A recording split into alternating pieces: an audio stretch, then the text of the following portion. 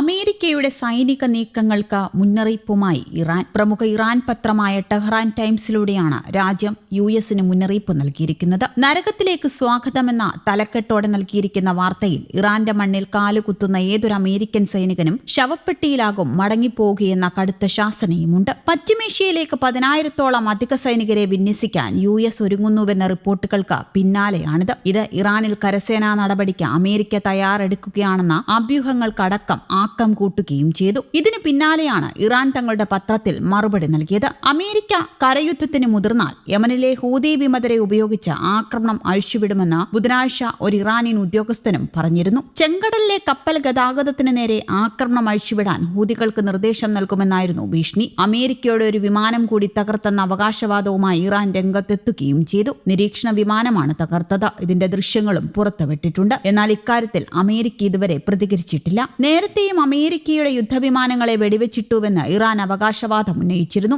അതിനിടെ പശ്ചിമേഷ്യയിൽ അമേരിക്ക വീണ്ടും സൈനിക ശക്തി ഉയർത്തി. 3,500 സൈനികരാണ് പശ്ചിമേഷ്യയിലെ സംഘർഷബാധിത പ്രദേശത്തെത്തിയത്. അത്യാധുനിക യുദ്ധക്കപ്പലായ USS ട്രിപ്പോളി ഏകദേശം 2,500 സൈനികരുമായി പശ്ചിമേഷ്യൻ തീരത്തെ ലക്ഷ്യമാക്കി നിലയുറപ്പിച്ചിട്ടുണ്ടെന്ന് US കമാൻഡ് സ്ഥിരീകരിച്ചു. ഇതുകൂടാതെ USS ബോക്സറും സാന്റിയോഗയിൽ നിന്നുള്ള നാവിക യൂണിറ്റുകളും ഉടൻ തന്നെ സംഘർഷ മേഖലയിൽ എത്തുമെന്ന് US കമാൻഡ് വ്യക്തമാക്കി. US കമാൻഡിന്റെ എക്സ്പോസ്റ്റിലാണ് ഇറാനെതിരെയുള്ള യുദ്ധത്തിൽ അമേരിക്ക സൈനിക ശേഷി ശക്തിപ്പെടുത്തിയെന്ന കാര്യം അറിയിച്ചത്. ഇതോടെ കരയുദ്ധം ഉടനുണ്ടാകുമെന്ന് ഏറെക്കുറെ വ്യക്തമായിരിക്കുകയാണ്. ഇറാനെതിരായ പോരാട്ടത്തിൽ കരസേനയെ ഉപയോഗിക്കാൻ ഉദ്ദേശമില്ലെന്ന് US പ്രസിഡന്റ് ഡൊണാൾഡ് ട്രംപ് പലതവണ പറഞ്ഞിട്ടുണ്ട്. സംഘർഷം അവസാനിപ്പിക്കാൻ ഇറാൻ അമേരിക്കയുമായി സമാധാന ചർച്ചകൾക്ക് തയ്യാറാകണമെന്നും ട്രംപ് ആവർത്തിച്ച് ആവശ്യപ്പെടുന്നതിനിടെയാണ് ഈ സൈനിക വിന്യാസം. ഇത് പ്രദേശത്തെ US സൈനികരുടെ എണ്ണത്തിൽ വലിയ വർധനവിന് കാരണമാകും. എന്നാൽ സൈന്യത്തെ എവിടെയാണ് വിന്യസിക്കുന്നത് എന്ന് കൃത്യമായി വ്യക്തമില്ല. ഖാർഗ് ദ്വീപിലായിരിക്കുമെന്നാണ് വാൾസ്ട്രീറ്റ് ജേണൽ റിപ്പോർട്ട് ചെയ്യുന്നത്.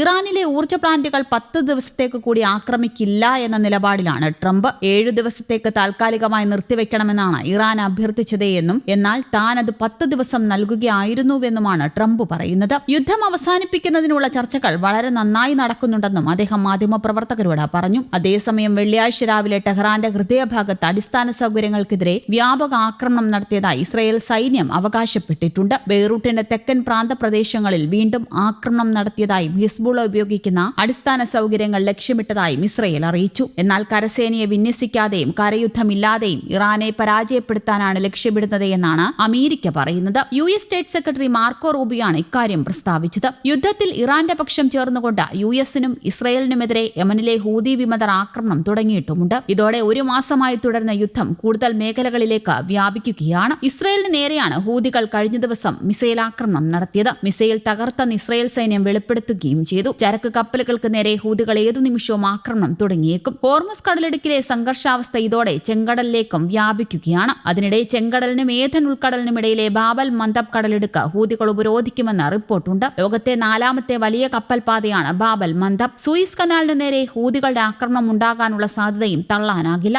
ആഗോള സമ്പദ് വ്യവസ്ഥയ്ക്ക് വലിയ ദോഷം വരുത്താനും ഇത് ഇടയാക്കും. അതിനിടെ ഇറാനിലെ ബുഷഹർ ആണവ നിലയത്തിനു നേരെ വീണ്ടും ഇസ്രയേൽ ആക്രമണം നടത്തിയതിന്റെ പശ്ചാത്തലത്തിൽ കുവൈറ്റിൽ ആശങ്ക കടുക്കുകയാണ്. നിലയത്തിൽ ആണവ വികരണ ചോർച്ച ഉണ്ടാകുമോ എന്നതാണ് ആശങ്കയ്ക്ക് കാരണം. കുവൈറ്റിൽ നിന്ന് വെറും 240 കിലോമീറ്റർ മാത്രം അകലെയാണ് ബുഷഹർ നിലയം. ചോർച്ചയുണ്ടായാൽ ആണവ വികരണം കുവൈറ്റിലേക്ക് എത്തുമെന്നാണ് ഭയക്കുന്നത്. എന്നാൽ ഇതുവരെ ആണവ ചോർച്ചയില്ല എന്നാണ് ഇറാനിലെ ആണവോർജ്ജ ഏജൻസി അറിയിക്കുന്നത്. ചോർച്ചയുണ്ടാവുന്നത് തടയാനുള്ള ശ്രമങ്ങളും തുടരുന്നുണ്ട്. ആക്രമണങ്ങളിൽ റിയാക്ടറിന് കേടുപാടുകൾ സംഭവിച്ചിട്ടില്ലെന്നും വികരണം പുറത്തുവിടില്ല എന്നും അന്താരാഷ്ട്ര ആണവോർജ്ജ ഏജൻസിയും അറിയിച്ചിട്ടുണ്ട്. News desk Kerala Kaumudi.